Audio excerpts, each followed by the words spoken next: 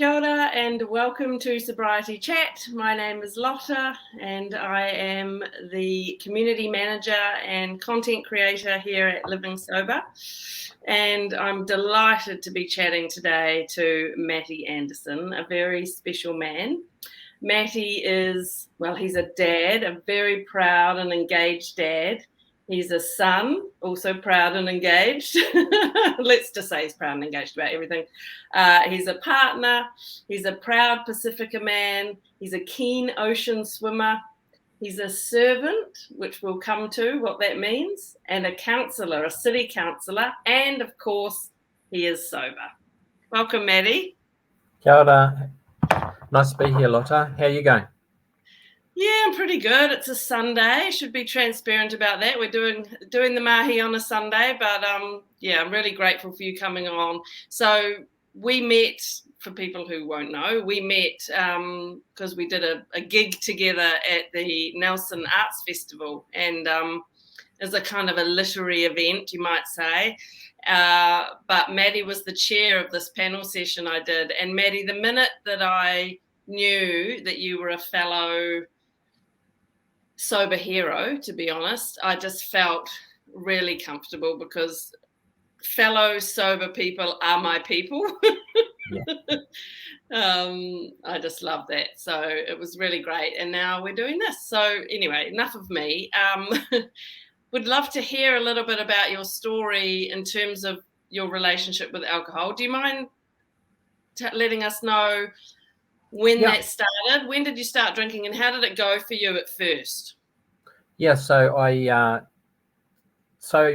grew up in my mother's Niuean, father's Palangi, and we did the whole Pasifika diaspora hard out. We come down south, and so I always felt a little bit different.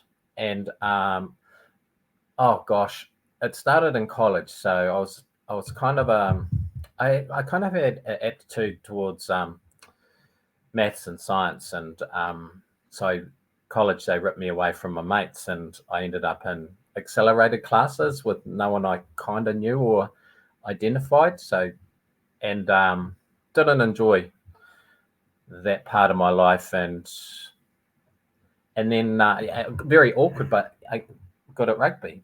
So I found my space and my people, and again alcohol. I wasn't as shy, and I remember $10 for 3 jugs, and I was 14, and and you'd have you'd have keg parties under 19. So and I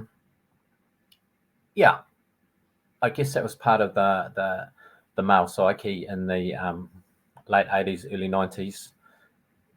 Just the drinking and and those were all my heroes. So yeah, it started around that age, but even then, I was drinking more than I loved it too much. I was drinking more than my mates. One memory I have is like you'd go to rugby and they'd have the gigantic chili bin, and you'd be pulling the beers out, but they'd always have soft drink, and at the end of close to the end of the session, you're searching through this big bucket of ice to try and find the beer, and there's like cans of Coke and Sprite left. And I remember your hands you wouldn't be able to feel your hands. You'd be in pain because you're searching through to find this one can of beer in it. I look back now and it seems a bit weird, but yeah, it started pretty early, and it was more than my mates. There were others that would do it as much as me, but I was pretty much a constant blackout drinker. You wouldn't stop. So you feel like there was a part of it was the culture of the rugby club rooms and that camaraderie and what have you, but it was also about that discomfort. Who am I? Where do I fit in? I'm a bit shy or awkward or whatever. I'm not putting words in your mouth, but I know for me. And then having the booze there just helped ease that inner dialogue that was uncomfortable and made you feel more at home. Exactly, it was a safe space, and I didn't feel uncomfortable. Yeah, but sad. Well, I can relate, as many of our members can. It's common, and they don't call it liquid courage for nothing. But interesting that you say that from the get-go you sort of hit it harder than your peers? Because that's a common thing as well, for those of us who end up struggling and needing to examine our relationship with it. Is, I mean, for me, the minute I touched it, I just loved it, and I wanted more. I didn't have an off switch. Yeah. I mean, it might have been before that. I remember my dad never used to drink much, but he'd be sitting with his big quart bottle, and he'd have a big handle, and everyone else was drinking, and then he'd just knock it the whole thing back in one go. And I thought that was neat. But as a child, before you go to bed, I remember my dad would give the bottle to me and my boy, and you'd have a little swig. You think you're neat, but I remember always sucking, really sucking on that bottle as a little one. But yeah, so from there, instead of having an opportunity to make mistakes and self-reflect, I joined the Navy. And woo! Then I was awesome. Like I was like, that's what I thought. I was totally wrong. But yeah, then I managed to get myself into. So rugby could be so much fun, but to be honest, could be quite a toxic, masculine environment. But that was Thursday nights, and when I hung out with my mates, and Saturdays playing rugby. And now I went somewhere where I was, it was 24/7, wall to wall testosterone, and young men trying to out alpha each other. And so yeah, Navy, that was 20 years. And again, I got away with it, and sometimes I was rewarded with it. But at the end of my career in the Navy, it was, even for them, I was out of control, and I was hiding kind of trauma and psychological stuff as far as how it was affecting my life and my thinking. And I didn't, in there, I didn't realize it. It took years before I left, before I go, oh, actually that my normal was quite bad, and wasn't a space where I could share or speak. Weaknesses, it was not something I could. That's what I felt. I felt it was a weakness, and I had to keep it quiet. Yeah. Is there a boozy culture in the Navy? What sort of controls do they have around drinking, or is it not? It's better now, but back when I was in there, it was you get brought up on the best stories, or your heroes were the ones that would get drunk and fight, and we looked up to them. And then I got to a stage I wanted people to look up to me, so I embraced it. And I was pretty good at it as well. Couldn't handle my booze, but there was definitely a drinking culture. That's how we celebrated and rewarded. But I could not stop. So it was, most of the time it was the binge stuff. But I got to a stage where I was daily drinking and hiding my drinking as well, and it was affecting my work and my relationships.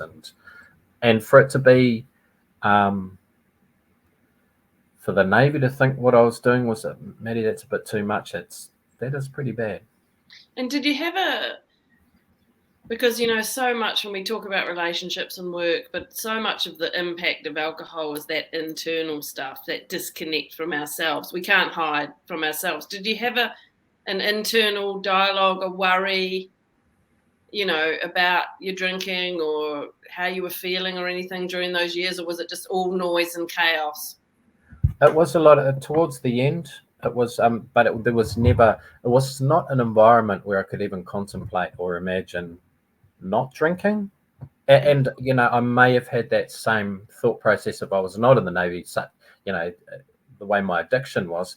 But to be fair, not drinking, and at that time with my relationship with the military and how I felt things were going and how it actually was.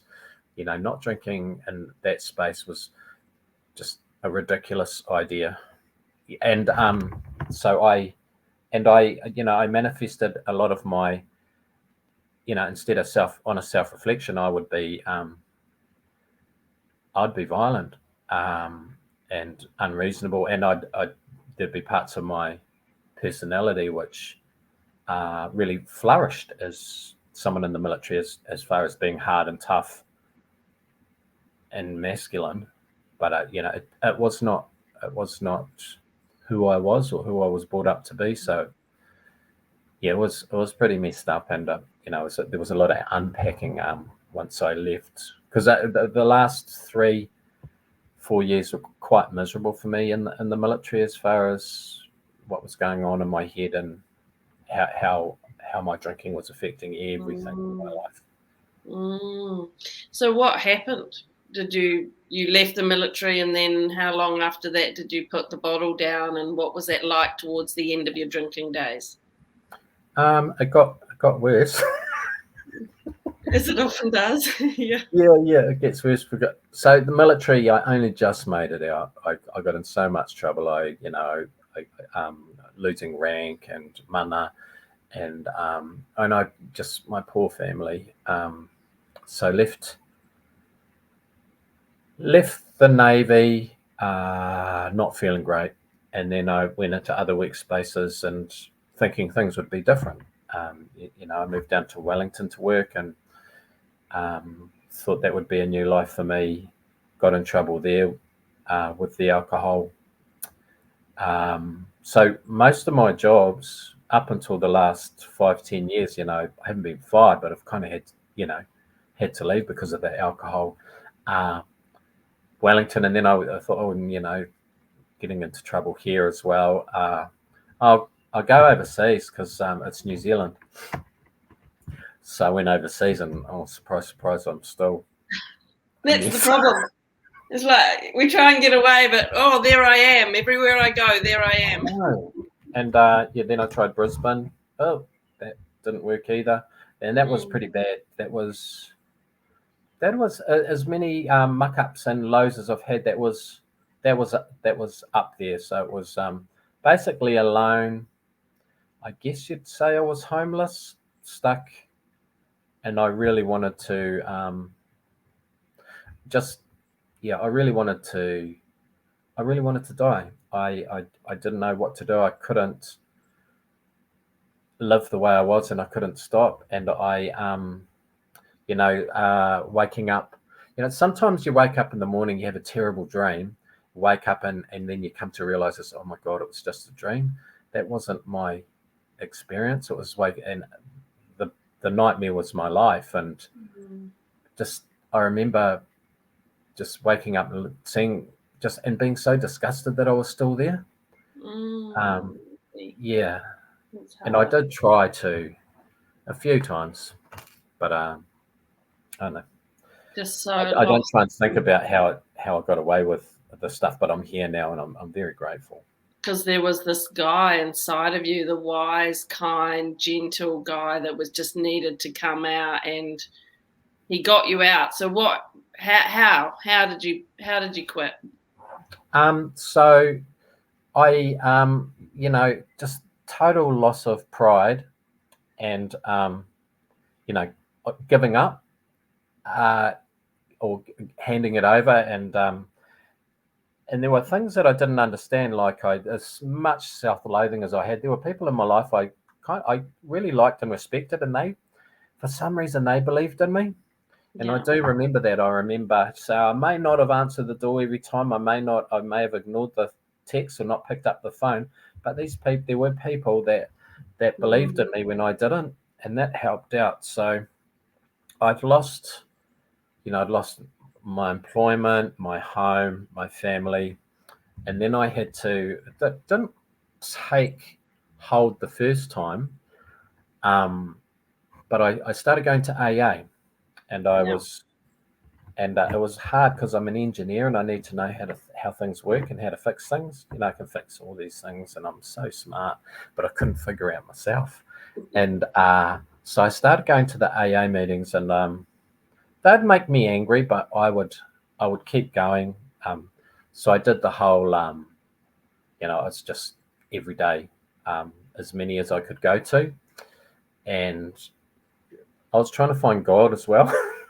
And I was trying anything. I was reading all these books. Oh God, in Thailand, I spent like a month in a monastery, trying to figure out.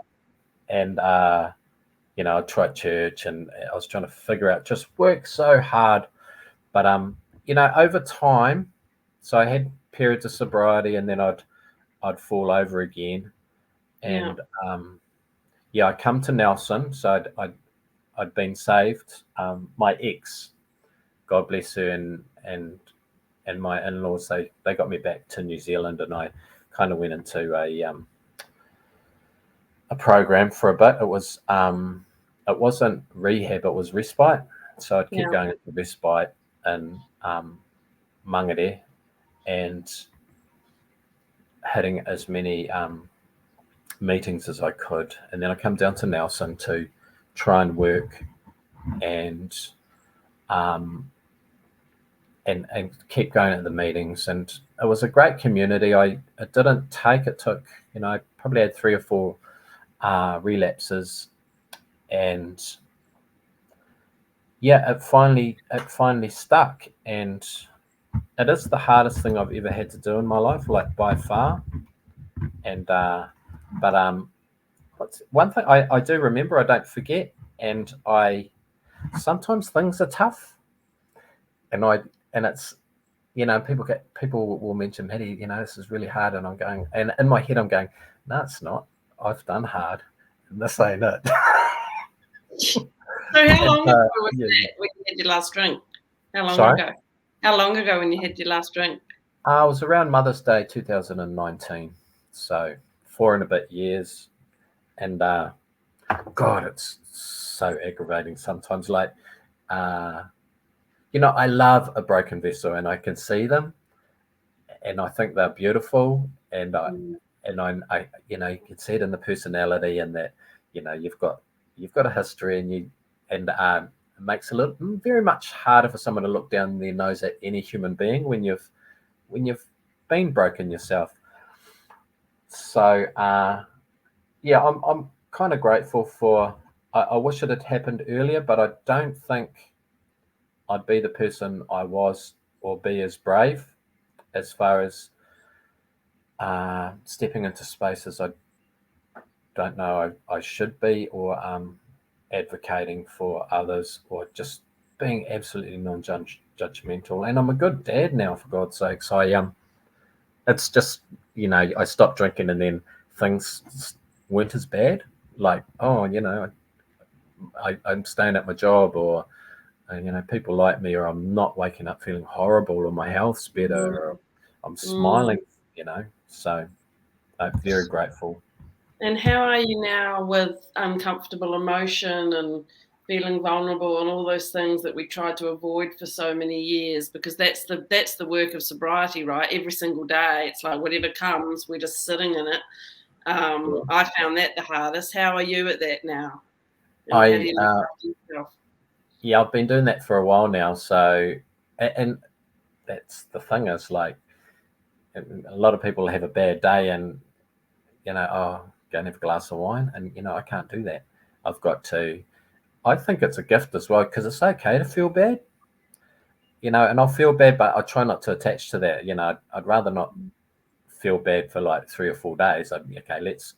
So I've got to feel stink, and what can I do? Because I can't.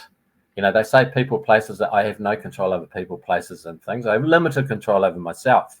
But if something is bad, it's got to sit with me, and I've got to deal with it. And that might involve ringing someone up and say, "Hey, sorry," or doing something smart for myself, or like jumping in the ocean. yeah, I've done that a few times. Like, if I've had a really bad day, that's my my boozy is as I'll drive down, and it'll be in the middle of the night in winter, but God, I feel so much better afterwards. But so I don't feel wiser than anyone else, but I do think that being forced, because I don't have the old coping mechanism with not coping, I do have to, and I don't get it right, and I don't fix anything, and sometimes I am unhappy for a long time, but I do.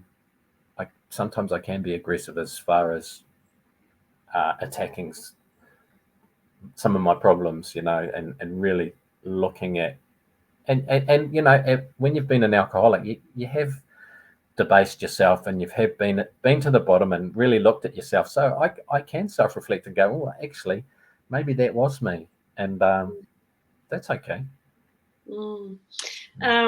Well, first of all, bravo, and I'm so happy for you that you got to where you are now, and I'm so happy you're part of this sober gang that we're in, this great gang of people in the world, and the mahi you now do, which we'll get to. But I just wondered, because you said you'd lost your work, your home, your family, your whānau.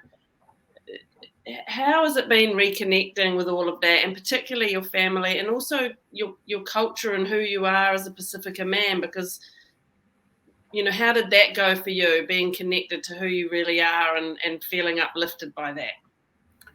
Yeah, when you're unwell, you isolate. So, and I'd been isolating for, it would have been like, I might say, for months, but it was years. And self-isolating means, not being open or communicating with anyone, or, oh God, my ex, only having one person and dumping on them everything and all the responsibility. But so I've been really lucky in Nelson. So I've connected with the Pasifika community. So I wasn't brought up with the culture that much. That my mother, so we went down south, and back then, 70s, 80s, a lot of families thought, we'll bring our children up, we'll assimilate, bring you up the Palangi way, and because that would be better, opportunities, job, education, everything. So, and I've figured out now that wasn't the smartest thing to do. We need a lot more. So I didn't know where I fit in, and sometimes I would pick Māori spaces. So recently I've been involved with the Pasifika community in Nelson, and I'm just so grateful. So I started at council. We'll get back into that. But when I started at council, I was working really hard, and I just wasn't feeling okay. I felt myself going, and then 4 weeks, and someone said, "Oh, Matty, you need to come and help us out." So I went to this event, and I was in this room surrounded by Pasifika, and they were all singing, and I think it's in my DNA. You need your safe spaces, and being able to sit with people. I may not understand the language, but I kind of feel I understand. I get the intent and the culture in it. I don't know. It feels okay. So that might be added workload and work for me, but to be honest, it very much feels like therapy when I am in those Pasifika spaces. So I'm so very grateful, and the gift I have now is I have 2 sons, and I understand that, and they like it as well. Sometimes I drag them to stuff, but I'll drag them to Pasifika, and they will sit still and they will enjoy and absorb. So yeah, hopefully trying to do good things for me, but maybe break some things that happened in the past. And yeah, worried about my voice sometimes. And it's a powerful way of you describing that moment of just walking in a room and people singing, and it's like it's in your bones, that somehow it's in your DNA, that is you. And that gives you, it's an intangible thing. You can try and describe it with words, but that feeling of being connected to something that actually is true and meaningful is so very powerful. And it's really wonderful when I hear about people in sobriety who connect in with some part of them that they haven't been connected to, and how impactful it is and strengthening. Yeah, amazing. And I didn't mean to cut you off when you said you worried about your boy. I have 3 teenage sons. I don't know what specifically you're worried about, but I get it. Yeah. Tell me in general, in terms of Pasifika and Aotearoa, is there much of a drinking culture there? Is alcohol problematic for the Pasifika community, and what can help? Yeah, so I think one of the strengths with the Pasifika community is the churches. So, and family. So there is the collectivism and the community type the aspects of my people, and and then there are bad things as well, guilt and shame and duty. It's not everything's perfect, but my community is targeted. They're they're poor. They're in areas like I get frustrated. I go drive around my areas, and it's takeaways and bottle stores and blimmin' loan shops and those frickin' trucks. It just makes it. And like they are targeted, and they are susceptible hosts. And there is a history of violence as well, very strict discipline, but it's tinged with a lot of love as well, and family. So I was really lucky. My and it's I was not brought up with my immediate family as such would go and visit, but none of my cousins drink. And I'll just imagine what a positive group that would have been for me to go spend more time with a community that didn't have to associate celebration with alcohol. And drinking is okay. So there are the different islands that have the carver ceremonies, but it is not part of our culture to have alcohol associated with our celebrations. So my 21st, it was like I preloaded, but there were a lot of family. It was a very family thing. So there was no alcohol at my whole 21st. And afterwards, and it does get frowned upon. So there is drinking. A lot of it's in shame and, men hanging out and socializing, having a great time with sports. But it's not flash, but it's not embedded in our culture as far as it being a requirement for an event or a celebration. Understood. But still, we live in New Zealand, which is saturated. Okay, we haven't got too much longer, but I wanted to circle back. I hate that saying. It's very, businessy. Let's circle back, Matty, to you said at the start, one of the descriptors for who you are is a servant. What do you mean by that? I think that's part of my wellness plan.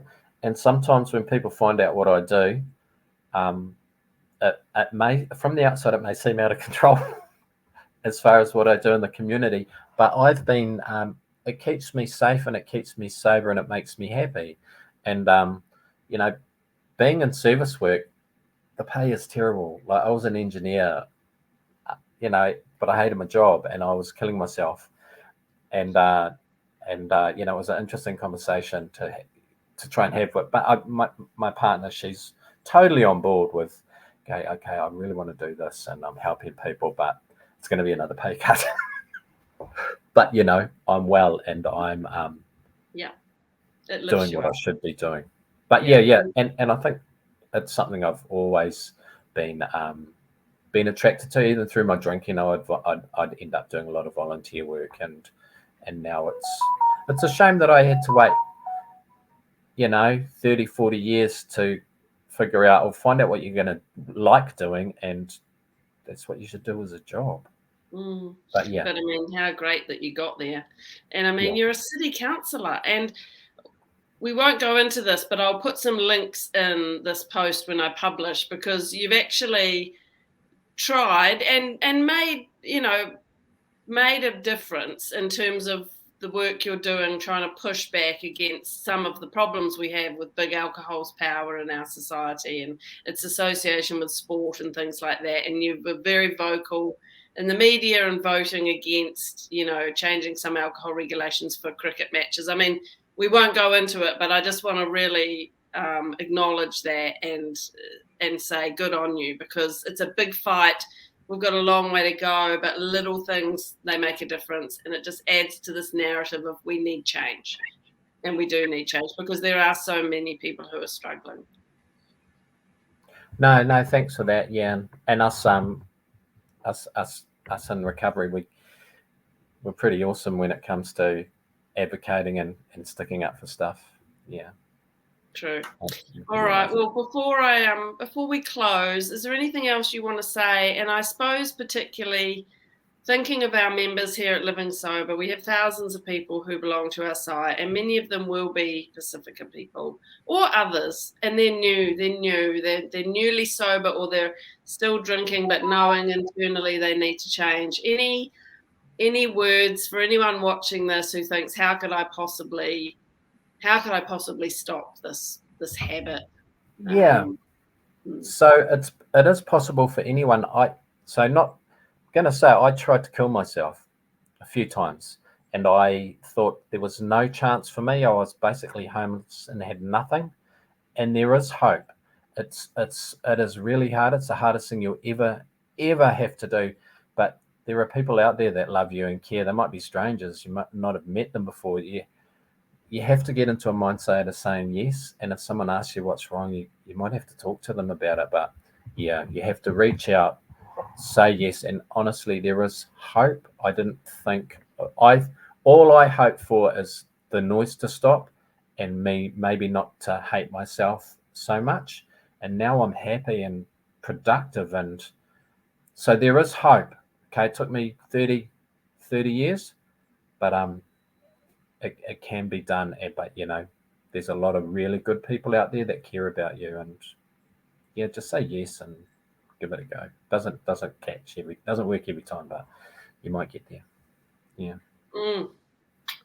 What a gift you are. Thank you so much, Matty, for coming along to do a sobriety chat with me on your Sunday and opening up. And I really, really appreciate the gift you've given us. So thank you, and keep up the great work, and we'll stay connected.